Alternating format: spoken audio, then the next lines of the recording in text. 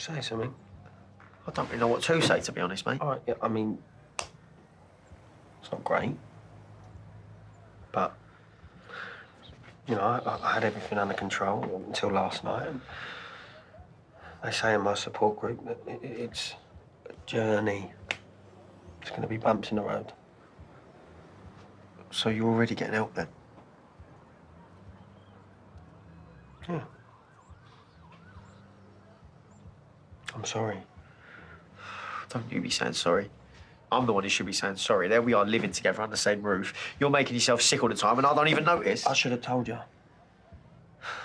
I don't know. I didn't want to put anything else on you. Come here.